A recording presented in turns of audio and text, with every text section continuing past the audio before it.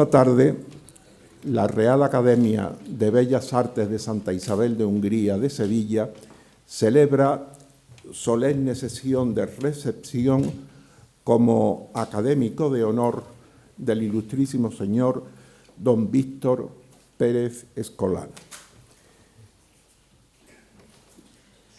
Don José Escalante, presidente del Instituto de Reales Academias y Academias de Andalucía, doña Isabel de León, marquesa de Méritos y presidenta de honor de esta Real Corporación, don Ignacio Rosales de Salamanca Rodríguez, delegado de Defensa de Andalucía, y doña María del Amor Albert Muñoz, presidenta de la Real Academia Sevillana de Legislación y Jurisprudencia. Autoridades, excelentísimos e ilustrísimos señores académicos, señoras y señores. En primer lugar, quiero darle la bienvenida a todos porque esta tarde tenemos la satisfacción de contar con un nuevo académico de honor, que es la máxima distinción que se da en esta Real Corporación, cuyos orígenes se remontan, como todos saben, al siglo XVII, puesto que el origen, el germen de la Academia, lo propició el propio pintor paisano nuestro, Bartolomé Esteban Murillo, al fundar una academia para formar a los nuevos artistas, pintores, escultores, etcétera, de esta ciudad, contando con la colaboración de otros grandes artistas, compañeros suyos del momento. Y lo importante es que ellos fueron, en principio, los que incluso de su propio peculio particular aportaron el dinero para el sostenimiento de esa academia. Posteriormente, fue el rey Carlos III, a quien le dedicamos este salón de actos, el que tuvo la deferencia con esta corporación hispalense de asignarle ya una dotación anual para el sostenimiento y el desarrollo de la enseñanza de las bellas artes en nuestra ciudad. Y a partir de ese momento, cambiando el nombre, unas veces como Real Escuela de las Tres Nobles Artes, posteriormente como Academia, pues ha subsistido con sus luces y con sus sombras, como ocurre siempre, a través de los siglos hasta nuestros días, donde sigue, lógicamente, manteniendo ese plurito de ser uno de los centros más importantes del mundo artístico de Sevilla, de Andalucía y, por supuesto, del resto de Europa, de España y el resto de Europa, porque la Escuela Artística Sevillana, como ustedes saben, no quiero quizás pecar de egocéntrico, pero creo que no me equivoco, porque la escuela hispalense quizás sea de las escuelas que surgen en el mundo de las artes españolas, si no la más importante, sí una de las más reconocidas y afamadas en el mundo entero.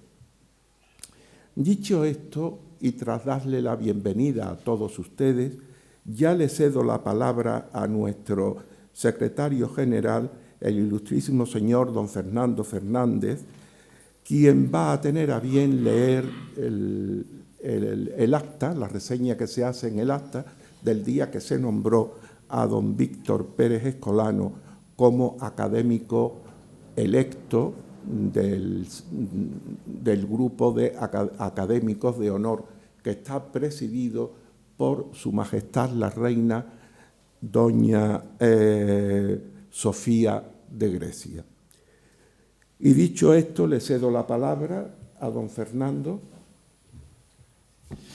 Según consta en el libro de actas correspondiente, en el pleno electoral celebrado el día 13 de mayo del año 2025, fue nombrado académico de honor de esta Real Academia de Bellas Artes Santa Isabel de Hungría de Sevilla, el ilustrísimo señor don Víctor Pérez Escolano, en atención a sus méritos como profesor de la Escuela Superior de Arquitectura de Sevilla, con un amplio legado académico e investigador, autor de numerosos libros esenciales para el conocimiento de la historia de la arquitectura, responsable de numerosos proyectos arquitectónicos de interés y destacado defensor del patrimonio histórico de Andalucía y especialmente de Sevilla, de cuyo ayuntamiento, como concejal de urbanismo y creador de la Gerencia de Urbanismo, evitó el derribo masivo de edificios históricos.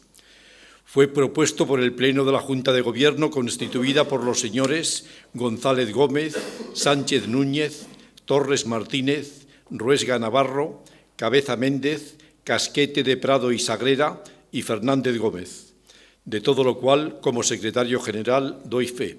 Sevilla, 10 de marzo de 2026. Acto seguido, le ruego a nuestros compañeros, los ilustrísimos señores don Francisco Torres y don José María Cabeza, tengan a bien desplazarse y traer hasta el estrado a nuestro nuevo compañero, cuando guste.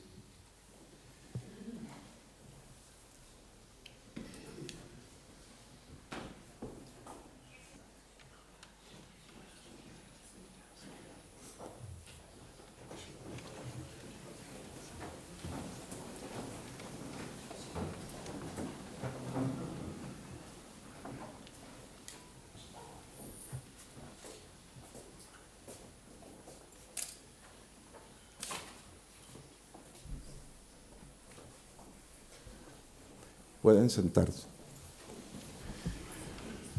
Siguiendo el protocolo que secularmente se desarrolla en este tipo de actos académicos, le cedemos la palabra al ilustrísimo señor don Víctor Pérez Escolano para que haga la lectura de su discurso de recepción que se titula Luces y Sombras.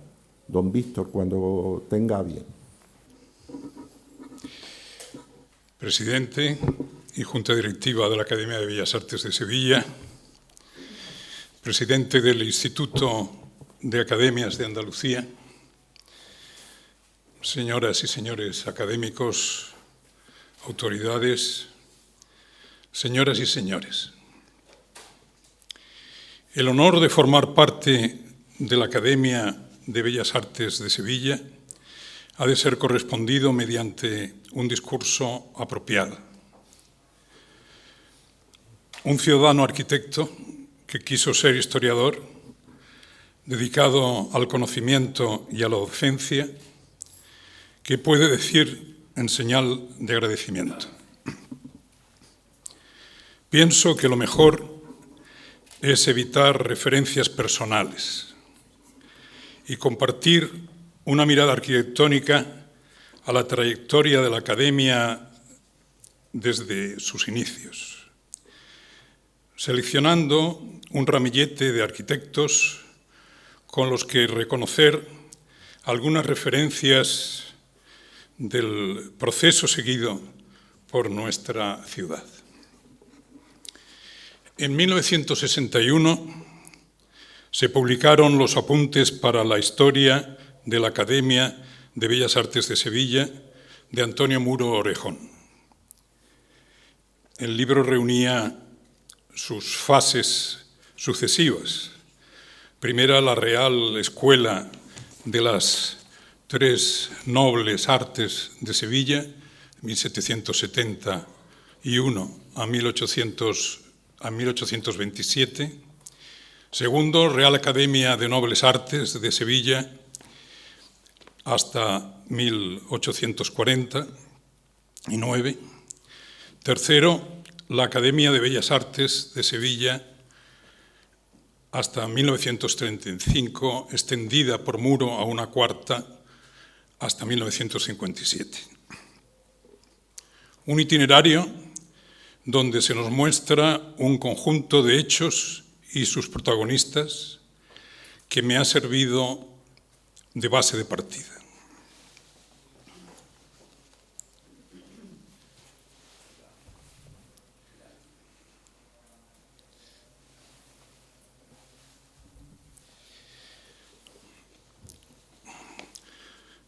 Son muchísimos los estudios dedicados al conocimiento de Sevilla y su arquitectura.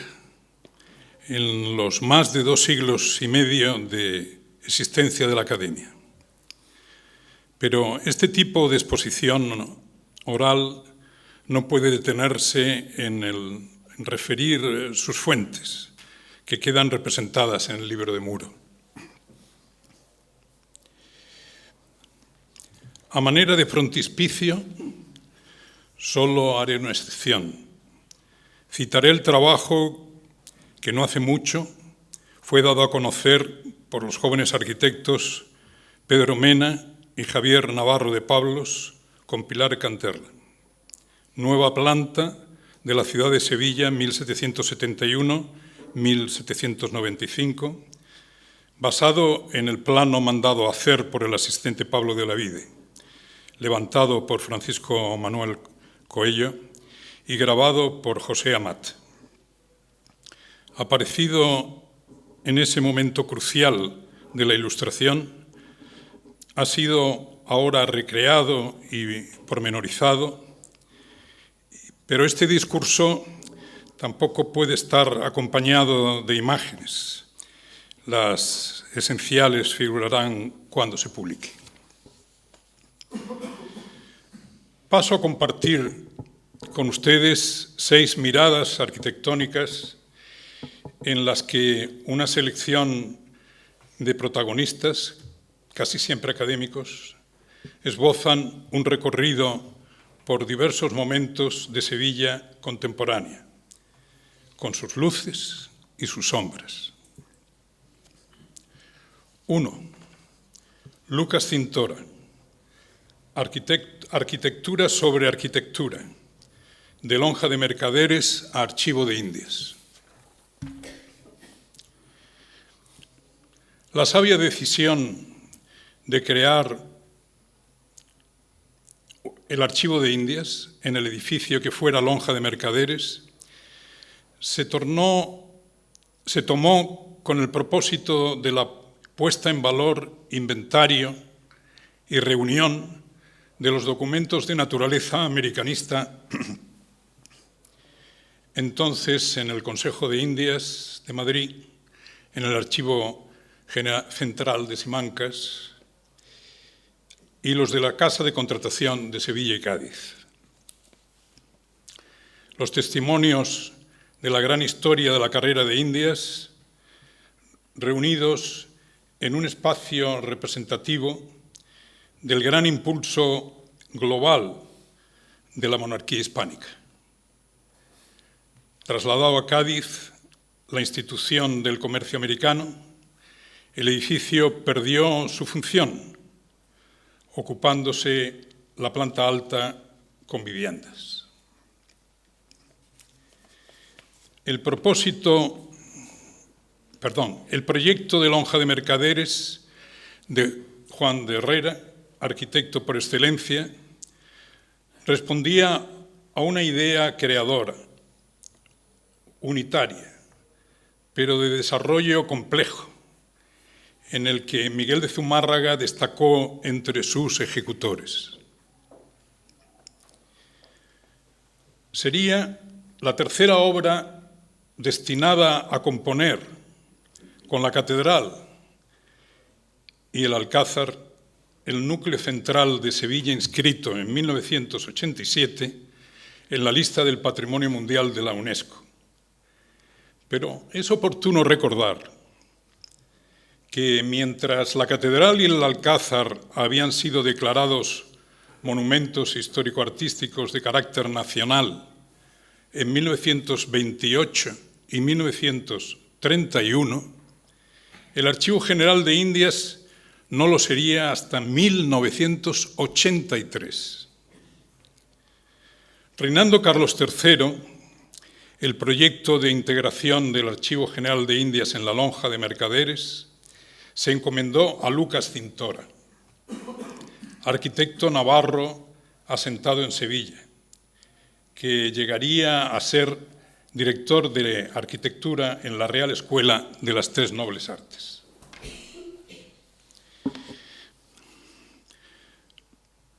Sevilla sufrió intensas lluvias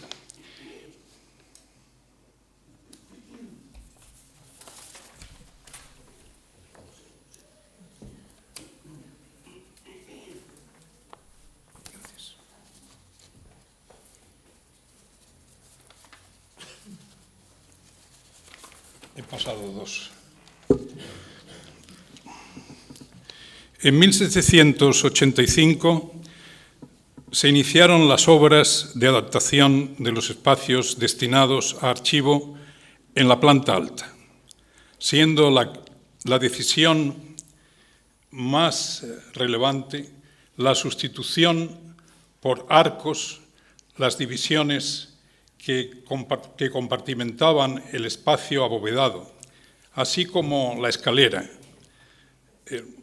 una escalera monumental revestida con mármoles y jaspes de Málaga y reduciendo a 3 las puertas a la calle. El valenciano Blas Molner, director de escultura de la Academia, ejecutó las estanterías de caoba que acogieron los fondos documentales. La intervención de Cintora despertó críticas que le acusaban de alterar la obra de Herrera. En su defensa, publicó un opúsculo de largo título, Justa repulsa de ignorantes y de émulos malignos, carta apologético-crítica en que se vindica la obra que se está haciendo en la lonja de Sevilla. Se refiere la ocasión y el fin, es todavía el título, que se está haciendo, la ocasión y el fin que se ha tenido para ella y se expone el juicio que se debe formar sobre el autor de este edificio. Hasta aquí el título. En el opúsculo dice Cintora que yo no me he propuesto enmendar las obras de Juan de Herrera, que Juan de Herrera pensó en hacer una casa lonja y yo pienso en hacer un archivo. La arquitectura no se produce sobre el vacío y hacer arquitectura sobre arquitectura siempre es arriesgada, máxime si se trata de responder con coherencia de valores al lugar y al tiempo. 2. Félix Caraza, el arquitecto municipal, la nueva imagen de Sevilla. Cómo se hizo urbano el Arenal.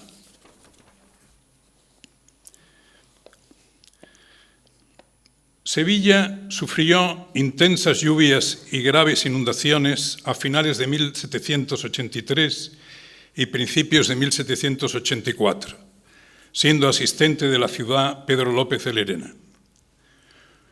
Por su iniciativa, el Cabildo potenció la figura de arquitecto municipal, que ocupó el gaditano Félix Caraza entre 1784 y 1806. Cumplió numerosas tareas, pero no llegó a formar parte de la Real Escuela de las Tres Nobles Artes. Tras la Gran Riada, se proyectó una obra singular, la protección de la banda fluvial de Sevilla mediante la construcción de un malecón de 3 niveles, de manera que pudieran convivir tanto un sólido muelle donde potenciar la actividad portuaria, como urbanizar el frente entre el almacén de maderas y la Torre del Oro.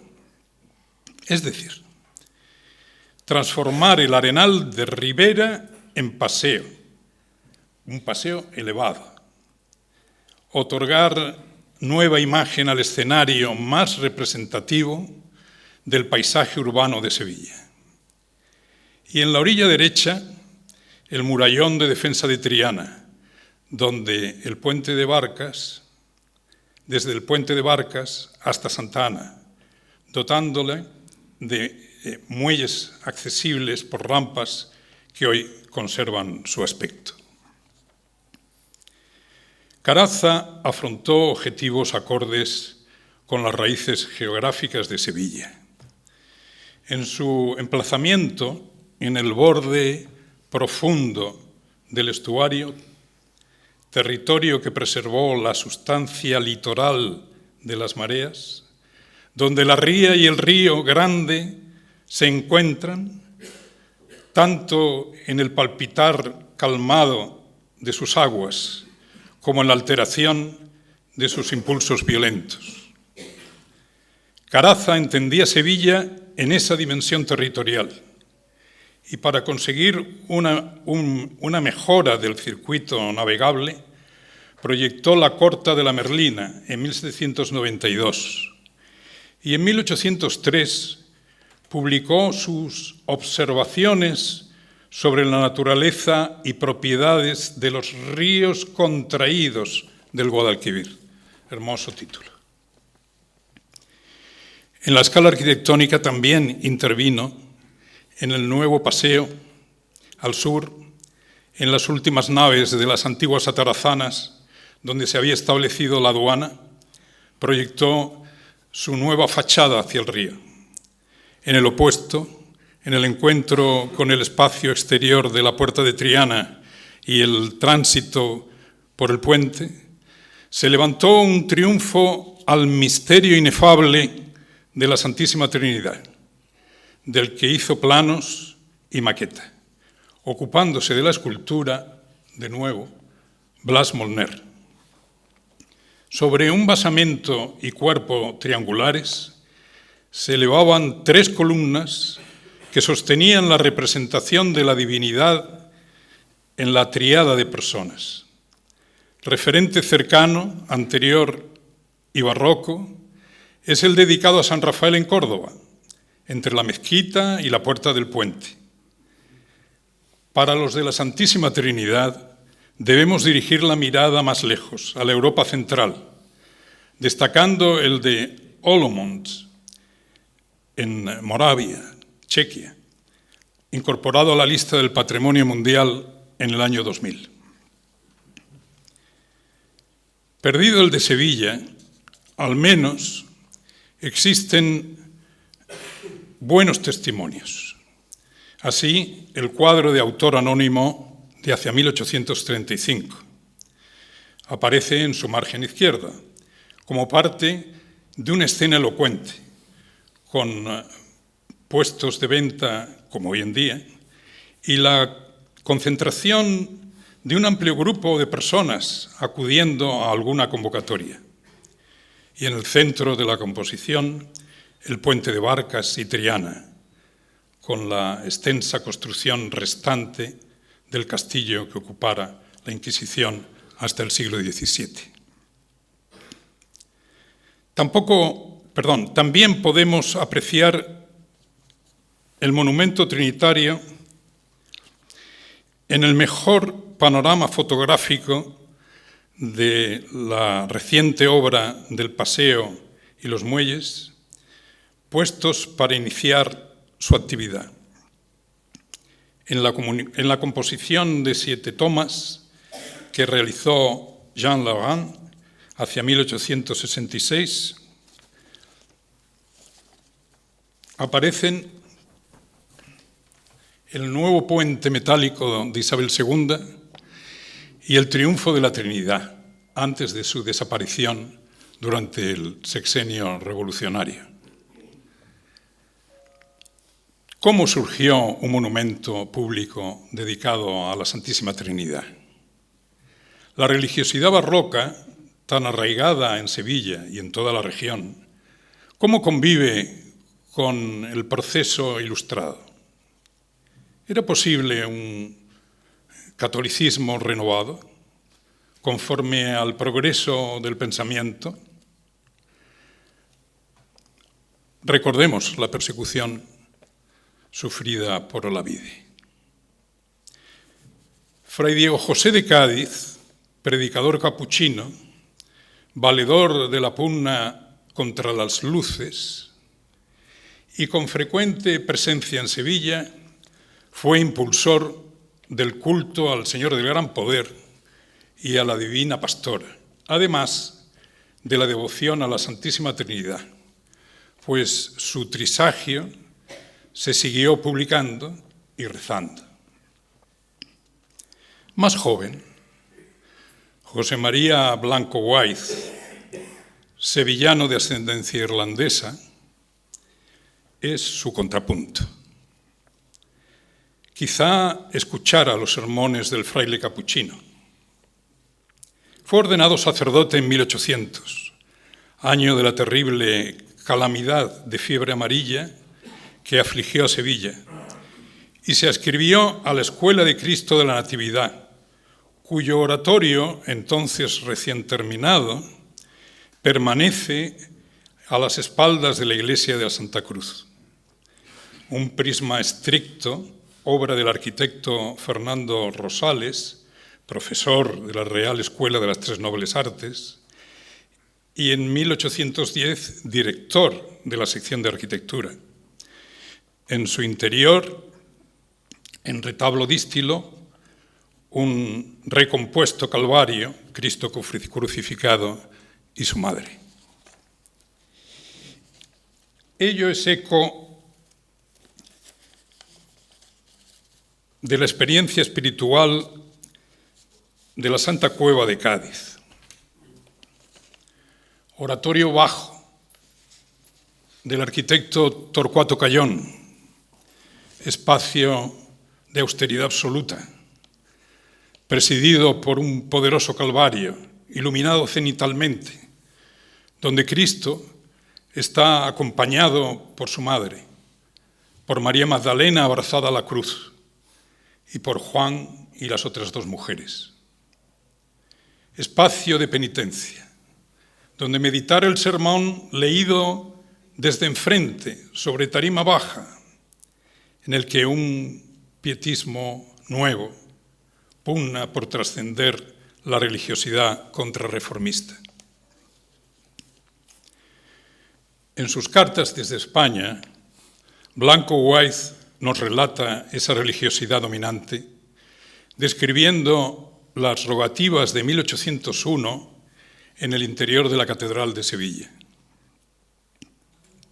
Dice: la imponente oscuridad de tan magnífico templo, apenas rota por las 6 velas del altar mayor, y las luces vacilantes de las lámparas encendidas en las naves, junto con las voces graves y plañideras de los 40 cantores que entonaban los salmos penitenciales, llenaron a la multitud de suplicantes de los más fuertes sentimientos que la superstición puede crear con la ayuda del miedo y la aflicción.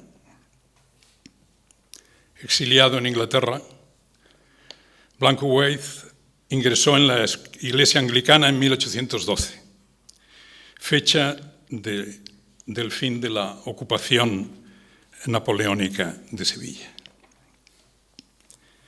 3.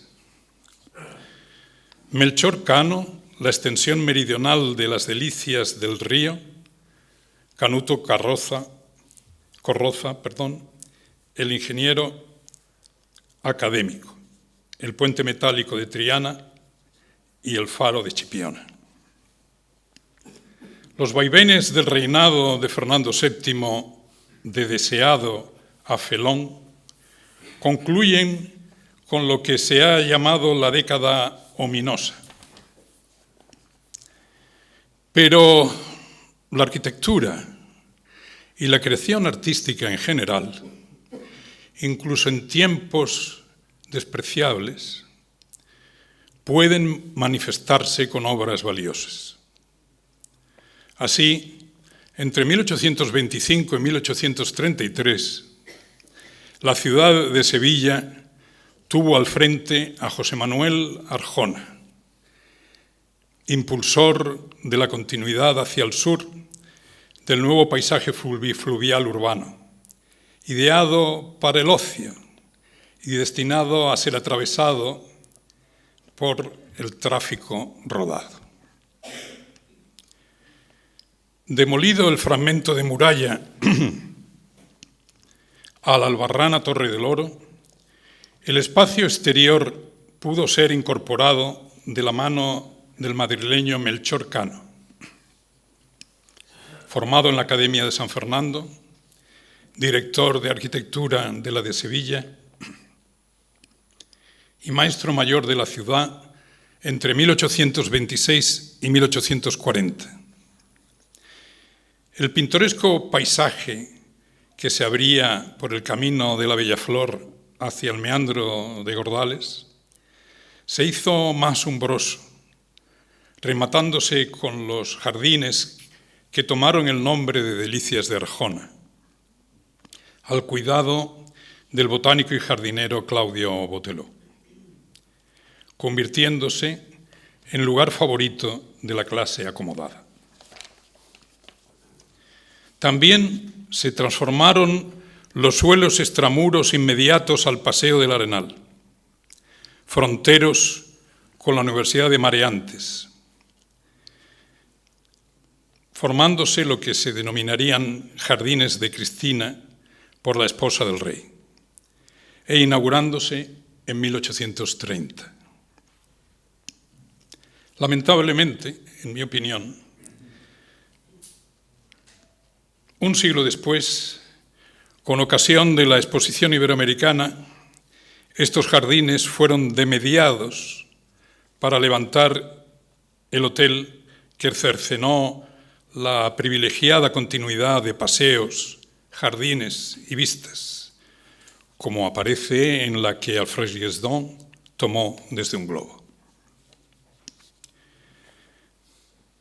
Sevilla no llegó a tener un puente estable de piedra, aunque se intensificó ese objetivo en el siglo XIX. En 1824, al final de su vida, Silvestre Pérez visita Sevilla y proyecta uno con 5 arcos escarzanos, del que se conservan dibujos. Frustrado, dice él, porque es ahora de moda que los puentes sean de hierro y colgantes. Los ideales de la Revolución Ilustrada se ven trascendidos por la de la industrial. La nueva tecnología de la construcción metálica tomará asiento en Sevilla tras sus avances en Inglaterra o en Francia.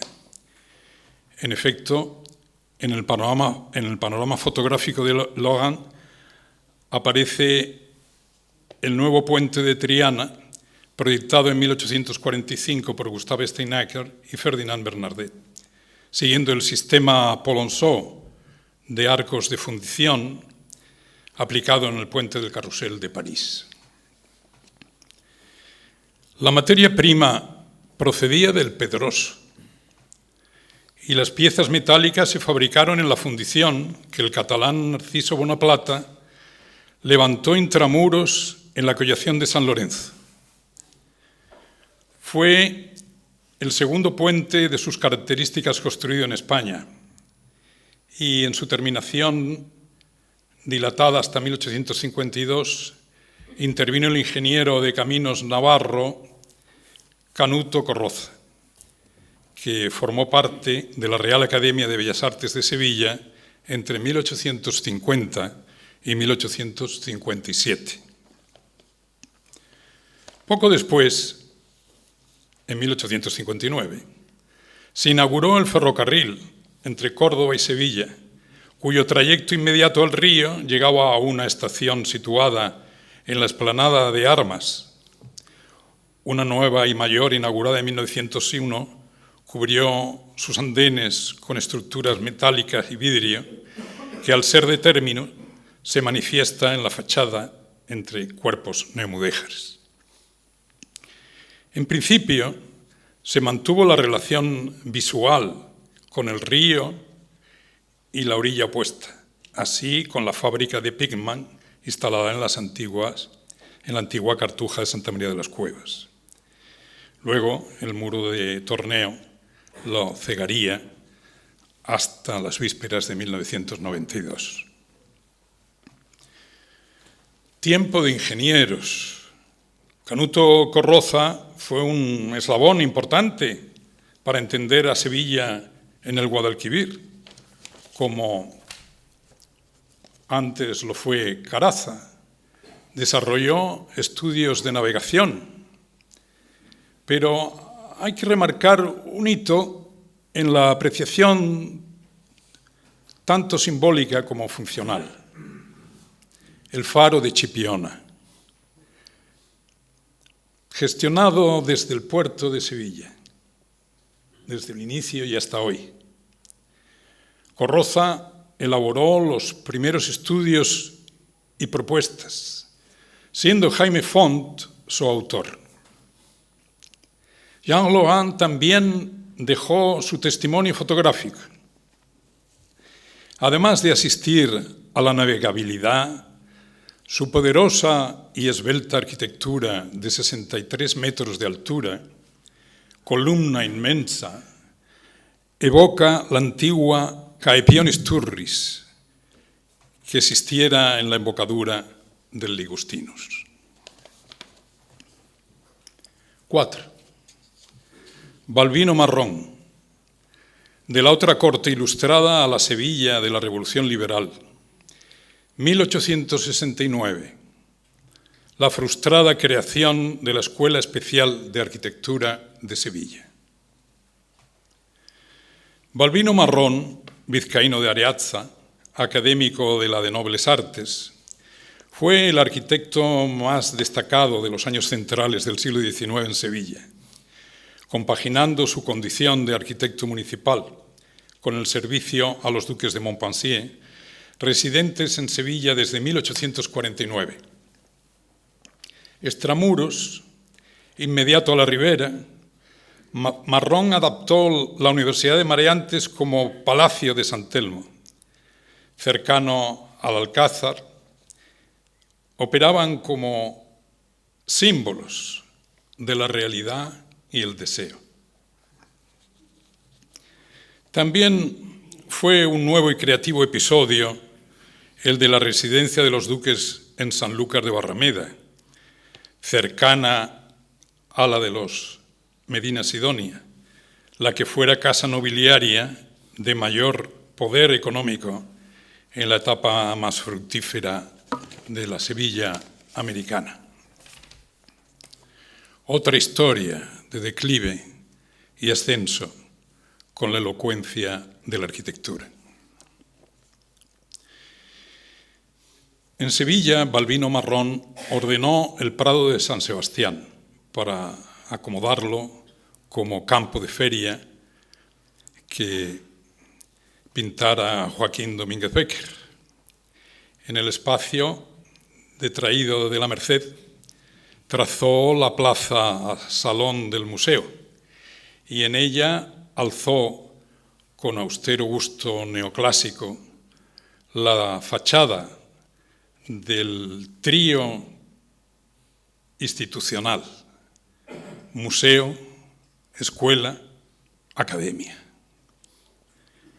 En el proceso irreversible de alteraciones en la trama urbana, destacar la demolición de la Casa Grande franciscana, que permitió el trazado regular y construcción uniforme de la Plaza Nueva, en el que intervino Marrón, así como el nuevo frente de las casas consistoriales. A la Revolución de septiembre de 1868 le sucedieron años convulsos que condujeron a la caída de Isabel II y la proclamación de la Primera República en febrero de 1973. La Real Academia de Bellas Artes de Sevilla no estuvo ajena a estas vicisitudes. Al contrario, las vivió dramáticamente. El arquitecto Eduardo García Pérez, profesor de composición, perdió su plaza al negarse a jurar la Constitución Democrática de 1869 y después la vida de forma violenta.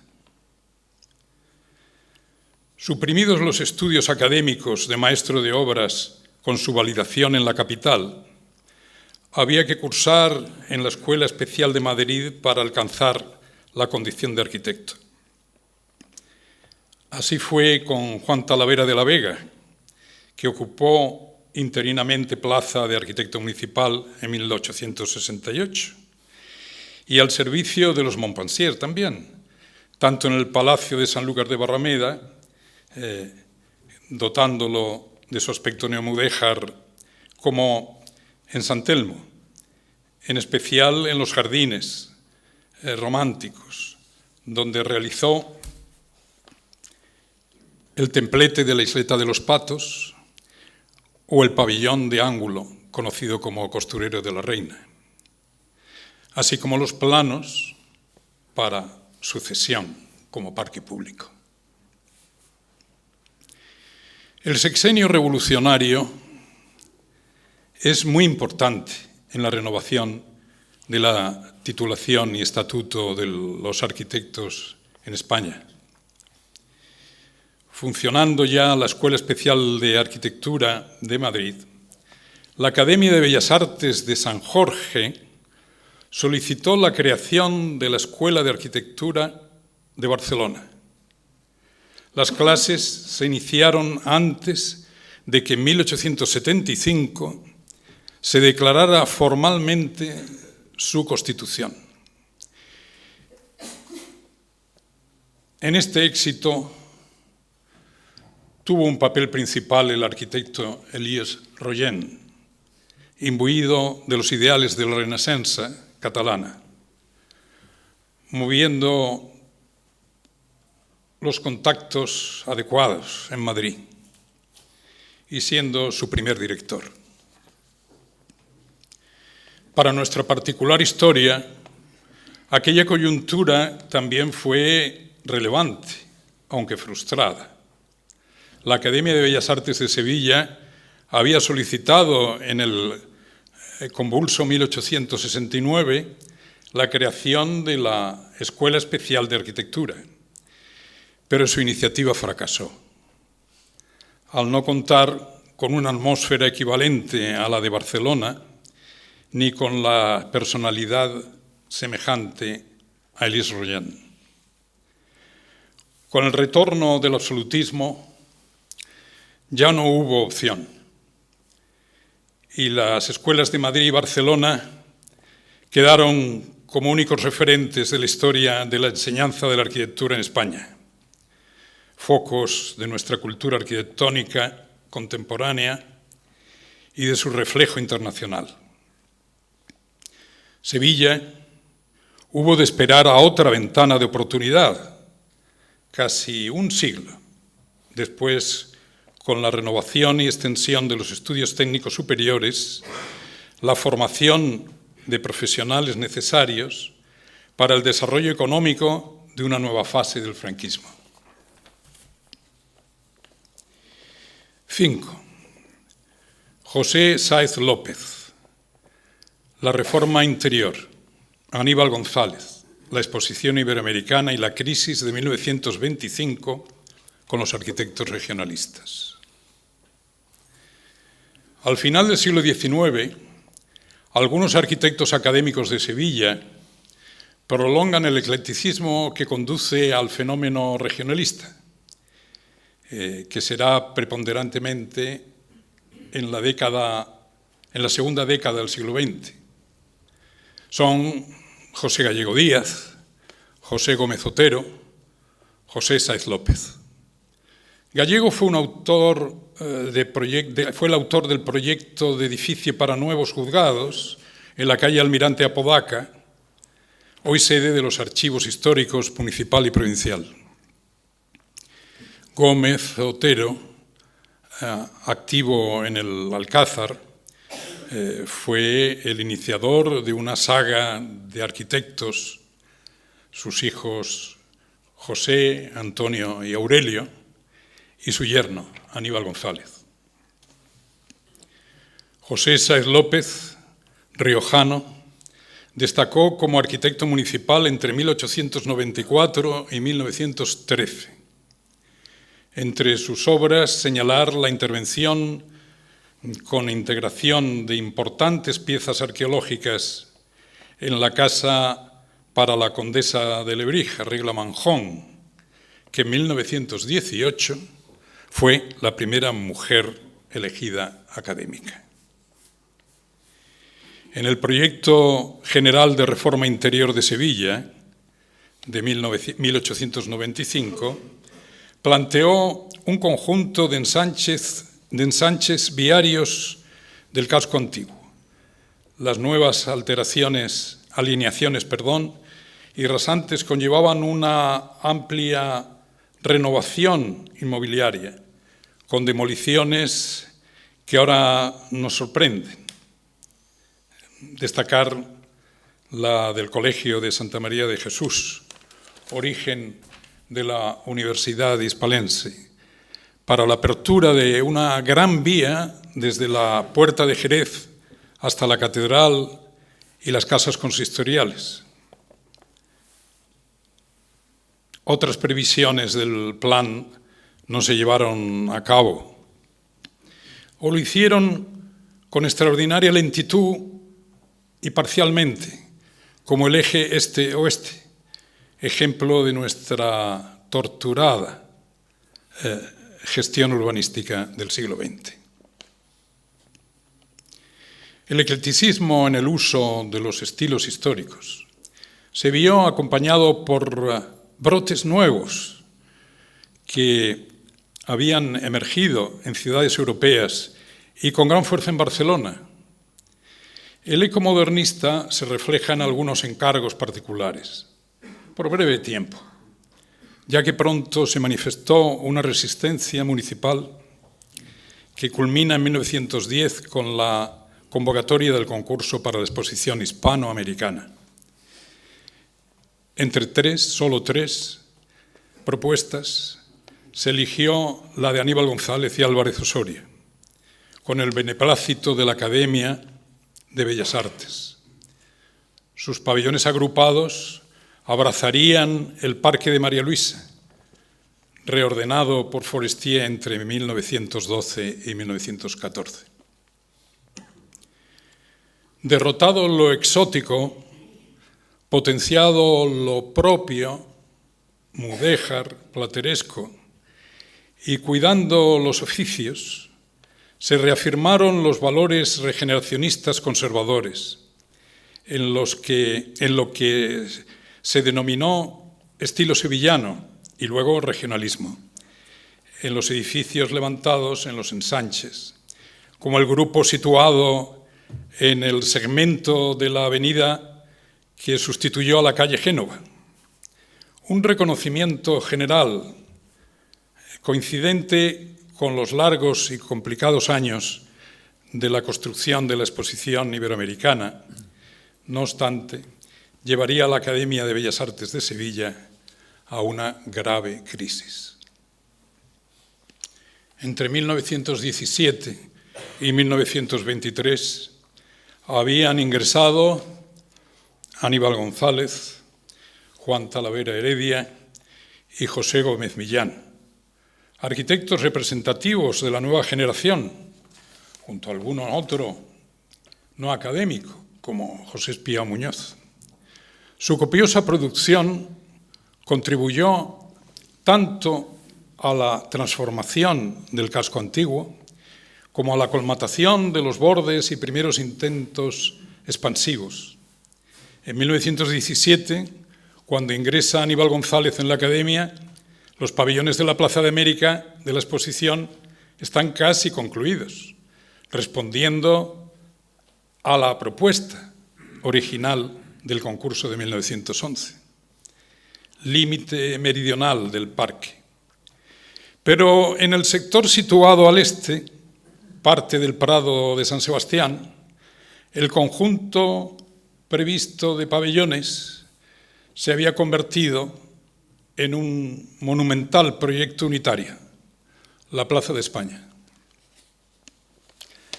La fuerza de su presencia y sobre todo la altura de sus torres serían consideradas por la Junta de Gobierno de la Academia como, digo textualmente, costosas, innecesarias y poco bellas. Hubo más quejas por las nuevas edificaciones, como la sede de Telefónica de Talavera en la Plaza Nueva. La Academia sufrió una seria crisis, así lo definió Muro. Aníbal González, Juan Talavera y José Gómez Millán presentaron su renuncia, aceptada en la Junta de 15 de junio de 1925. Durante la dictadura de Primo de Rivera, la exposición dio un giro definitivo en su definición final, con la designación como comisario regio de José Cruz Conde. En 1926, la dimisión de Aníbal González como arquitecto director fue inevitable. Murió en 1929, el año de inauguración del certamen. Pero en el ocaso de su vida aún mantuvo la ilusión de haber realizado su proyecto neogótico de Basílica de la Inmaculada Milagrosa en la Huerta del Rey. No pasó de su basamento. 3 años antes, en 1926, había fallecido Antoni Gaudí, dejando la Sagrada Familia de Barcelona más visible. Un siglo después, traducida por otras manos y mediante otras técnicas, avanza hacia su conclusión. Y una selección de sus obras figura desde hace años en la lista de Patrimonio Mundial de la UNESCO. 6. Antonio Illanes y Gabriel Lupiáñez, la Academia y la Segunda República, la innovación moderna y los arquitectos. Las dos exposiciones de 1929, Sevilla y Barcelona, coinciden con una grave crisis internacional y para la historia de España representan el ocaso de la dictadura de Primo de Rivera, seguido de la caída de la monarquía y la llegada de la Segunda República en 1931. La depresión económica subyace a la alteración de los fundamentos ideológicos y políticos de un acontecer convulso que se manifiesta en la cultura y la arquitectura. En la Exposición Internacional de Barcelona, fuera de la iluminada y acuática perspectiva monumental, estaba el pabellón alemán, proyecto de Mies van der Rohe, uno de los más grandes maestros de la nueva arquitectura. En Sevilla, coincidiendo con la Exposición Iberoamericana, un joven arquitecto catalán, Josep Lluís Sert, ofrece a su prima hermana, recién casada, su proyecto de Casa Duclos. Singular obra racionalista, un sencillo chalet burgués. Observando desde la arquitectura, tras la crisis de 1925, la Academia de Bellas Artes de Sevilla pareciera vivir con cierta melancolía los nuevos tiempos. En los años republicanos se dan solo 2 nuevas incorporaciones de arquitectos como académicos numerarios. En 1933, Antonio Illanes del Río y en 1935, Aurelio Gómez Millán.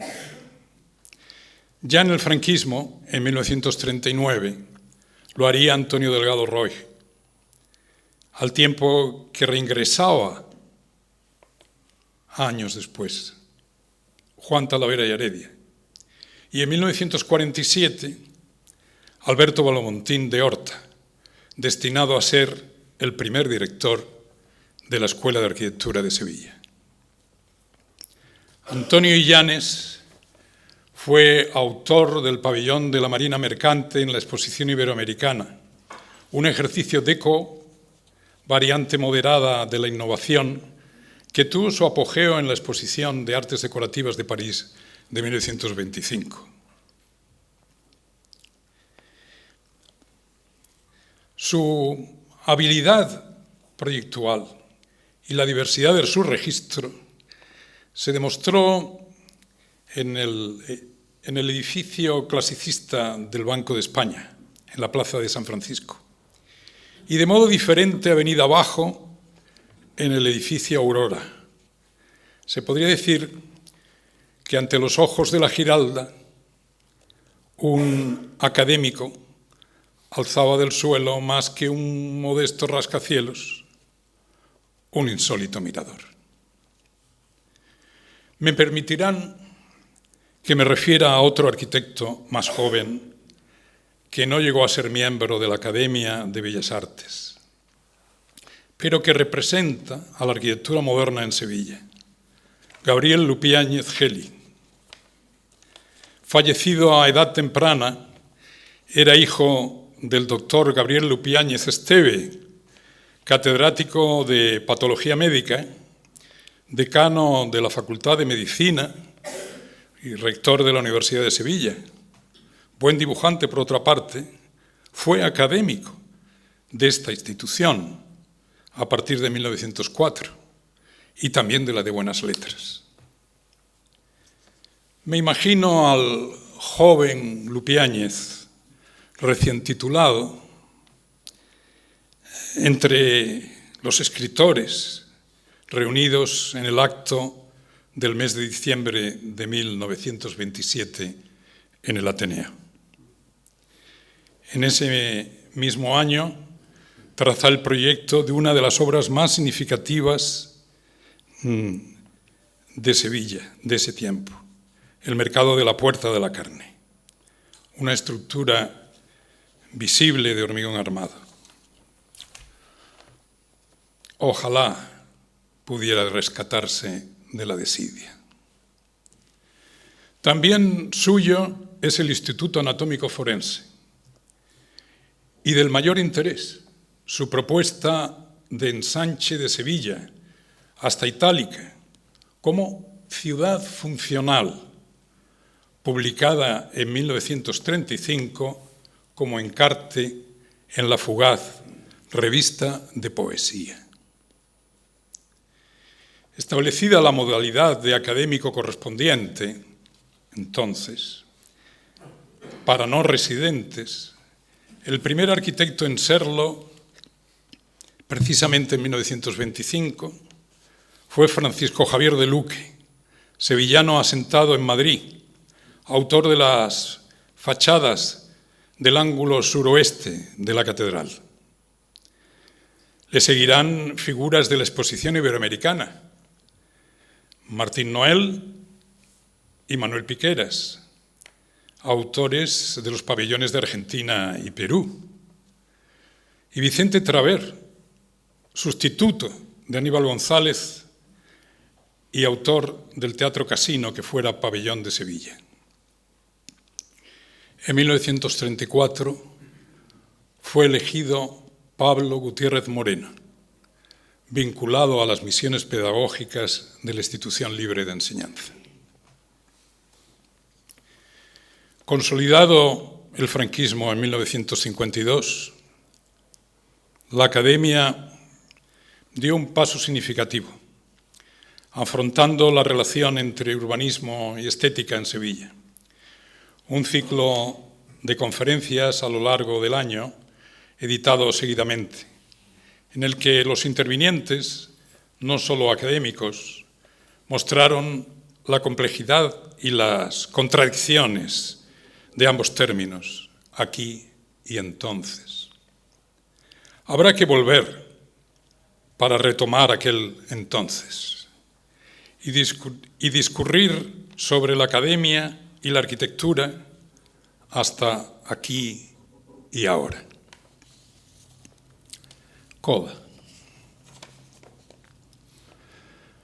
Todo modo de pensar y actuar tiene una forma de conocer. Cada tiempo se vive en la diversidad de la cultura.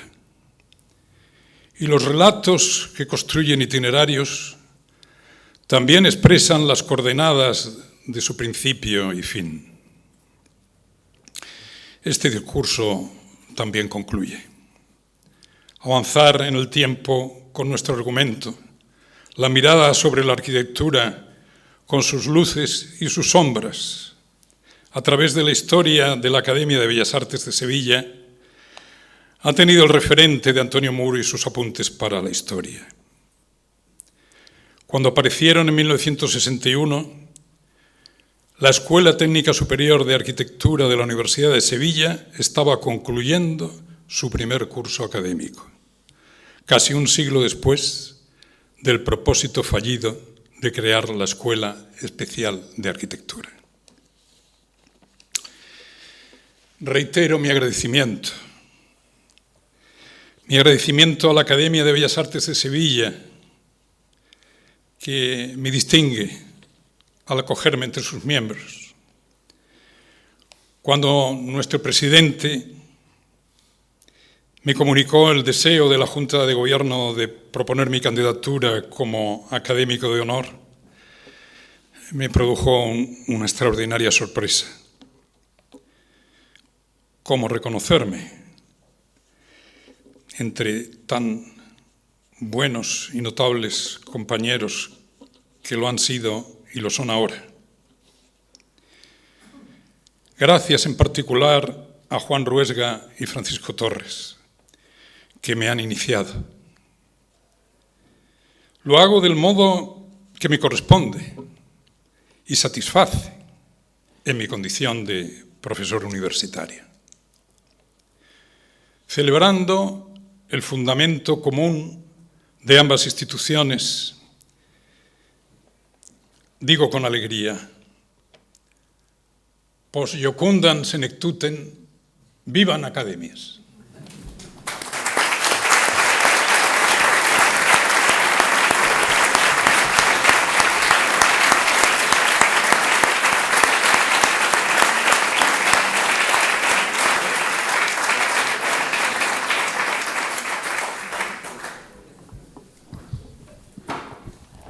Tras agradecer las interesantísimas palabras, este discurso de recesión que acaba de leer nuestro querido compañero, el ilustrísimo señor don Víctor Pérez Escolano, creo que tenemos que felicitarnos todos los aquí presentes y especialmente los académicos, porque este discurso es el mejor regalo que don Víctor Pérez Escolano puede haberle hecho a nuestra institución.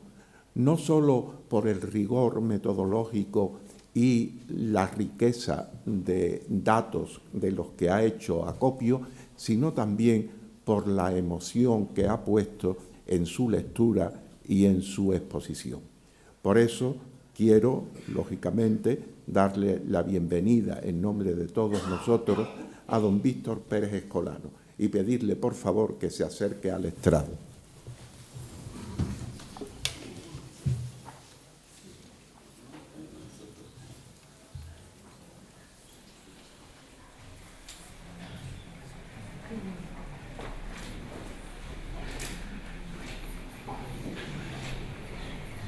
En nombre de Su Majestad el Rey Felipe VI, por mandato constitucional, alto patrón de todas las reales academias y academias de España, y por consiguiente de esta de Santa Isabel de Hungría, tengo el inmenso honor y el placer de imponerle la medalla conmemorativa a nuestro ya querido compañero, el ilustrísimo señor don Víctor Pérez Escolano.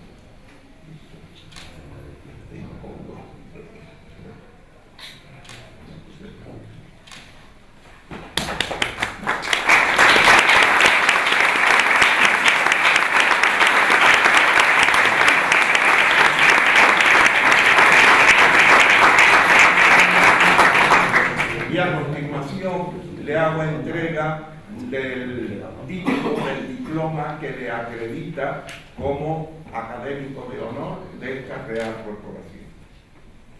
Ahora,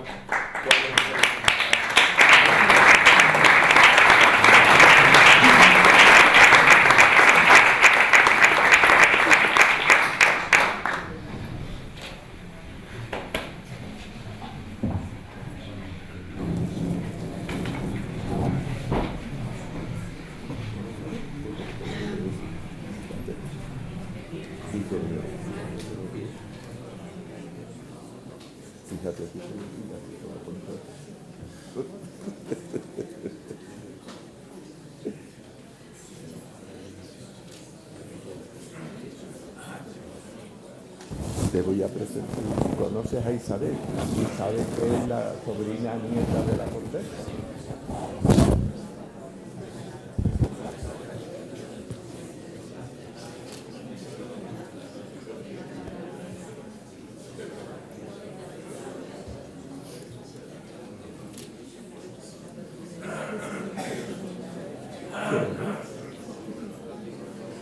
Aunque hoy estoy muy enfadado contigo, porque has dicho que nuestro matrimonio académico es de conveniencia.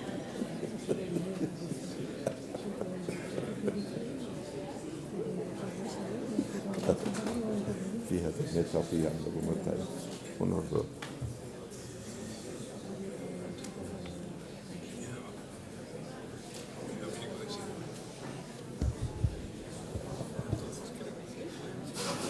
Bueno, puede tomar asiento, Víctor, puedes tomar asiento en el lugar de Juan Ruesga. Lo desplazas. Venga, tú a tu sitio, Juan.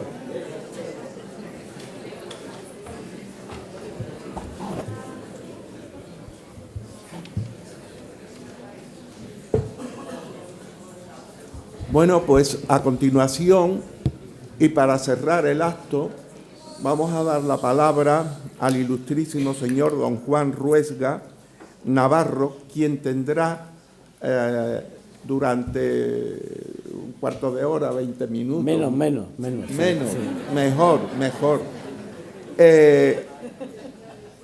Para pronunciar el discurso de contestación al que acabamos de oír de recepción de don Víctor Pérez Escolano. Cuando usted quiera, don Juan.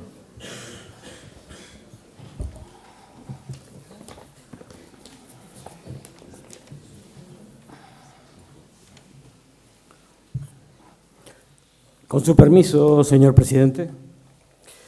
Querido Víctor, agradecerte la confianza de intervenir en este acto.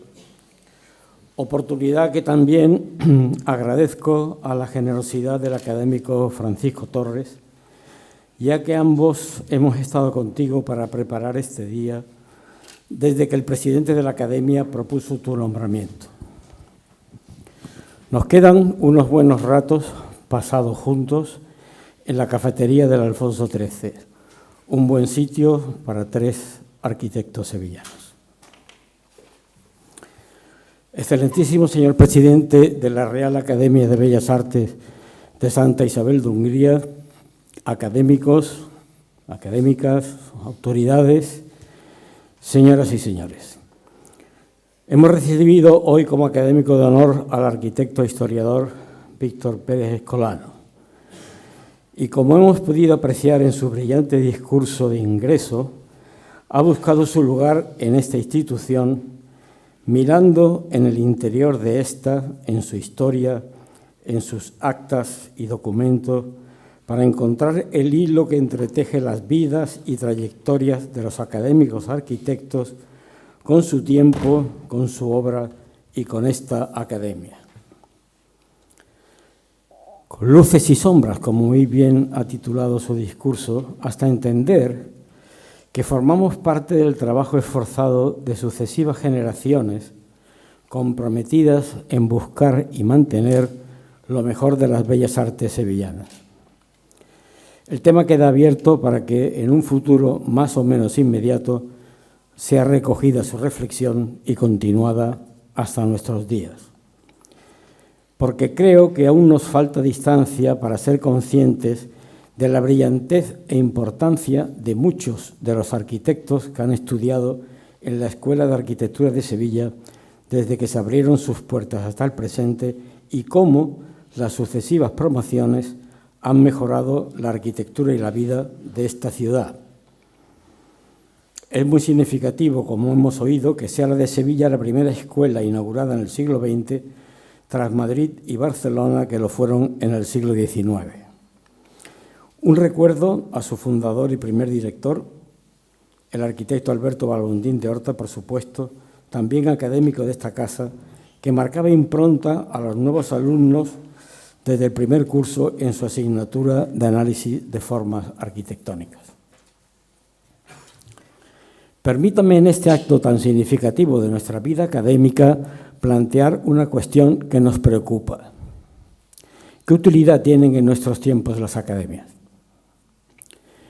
Instituciones de espíritu ilustrado y de formas decimonónicas que con el transcurso de los años y la mejora de nuestra ordenación social han ido perdiendo algunas de las responsabilidades y obligaciones que las distinguían originalmente, como por ejemplo la enseñanza en el más amplio sentido del término del dibujo, la pintura, la escultura y la arquitectura, junto a la importantísima responsabilidad del cuidado del patrimonio artístico. A lo largo de los años, la sociedad española ha instituido escuelas y facultades universitarias para la mejor enseñanza artística y redactado leyes para proteger el patrimonio y ha creado organismos que cuidan de sus elementos materiales e inmateriales. Por ello creo que no es ocioso preguntarnos, al menos retóricamente, ¿qué es hoy una academia?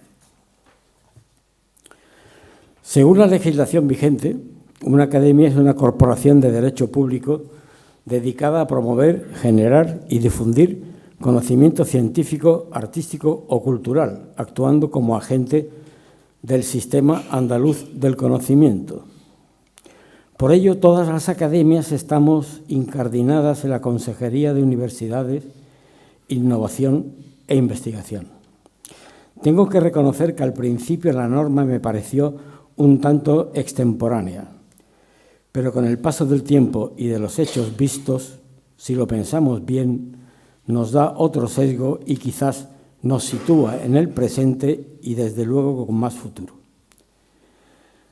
En el siglo XXI, un tiempo marcado por la inmediatez y el acceso general al conocimiento, las academias creo que pueden tener nuevos cometidos y tareas, como por ejemplo procurar rigor en medio de la sobreinformación, custodiar la memoria y el patrimonio intelectual, ofrecer reflexión pausada en un mundo acelerado, generar consenso en ámbitos que requieren autoridad. Una tarea compleja y que exige tiempo y recursos. En el caso de esta Academia de Bellas Artes, instalada en la Casa de los Pinelo, un edificio excepcional que nos acoge y nos caracteriza, pero como le pasaba al viejo hidalgo cervantino, consume las 3/4 partes de nuestra capacidad económica y de atención. Pero esta tarde lo tenemos mucho más fácil. En cualquier tiempo, en el pasado, en el presente y me atrevo a decir en el futuro, esta academia alcanzaría sus fines al reconocer los méritos y acoger en su nómina de honor a una persona excepcional vinculada a las bellas artes y a la ciudad de Sevilla en el más amplio sentido de la palabra.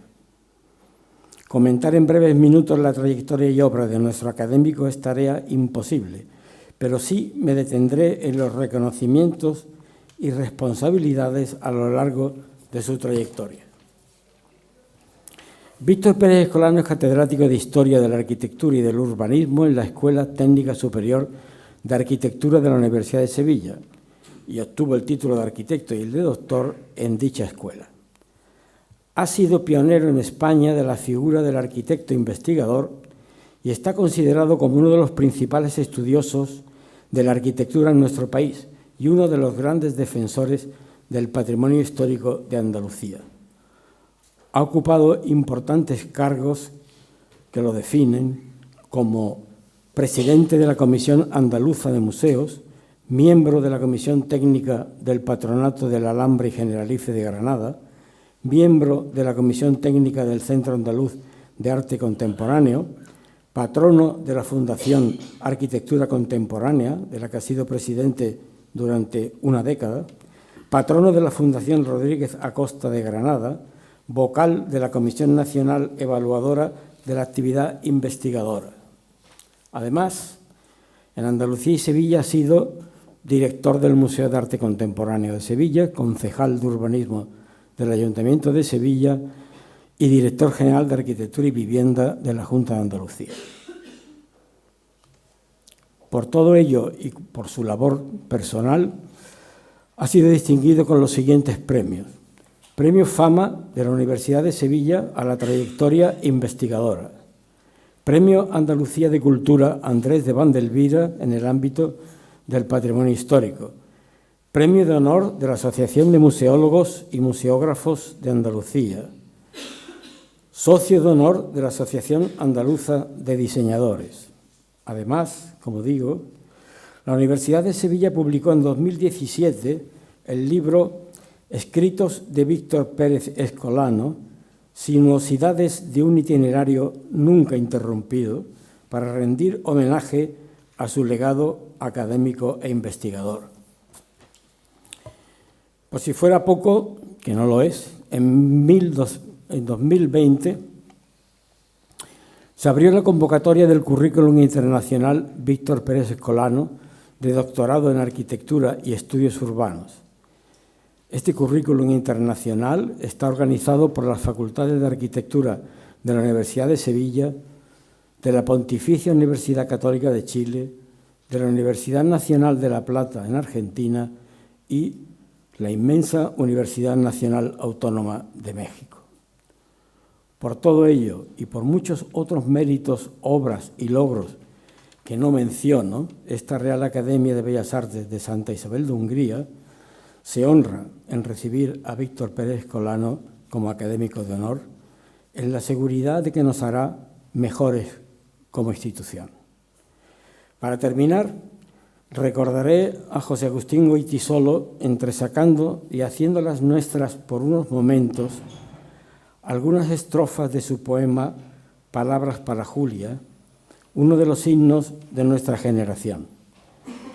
Una generación de treintañeros que no eludió los compromisos de su momento para, desde una visión colectiva, poder desarrollar un proyecto de vida, un proyecto de ciudad y territorio y un proyecto de país. Pero yo, cuando te hablo a ti, Víctor, cuando te escribo estas palabras, pienso también en otra gente. Nunca te entregues ni te apartes junto al camino. Nunca digas, no puedo más y aquí me quedo.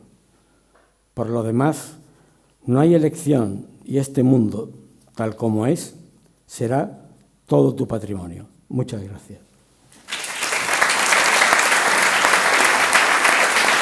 Y tras agradecer las palabras que acaba de pronunciar don Juan Ruesga Navarro sobre toda la trayectoria profesional, universitaria y creativa de don Víctor Pérez Escolano, que es bien conocido por todos nosotros, pues tan solo nos queda felicitar a nuestro nuevo compañero académico de honor de esta real institución y desearle que tenga un futuro muy fructífero en esta institución que le ha traído para que realmente apoye con sus ideas y con sus proyectos toda la programación anual que realizamos a lo largo de los distintos cursos académicos.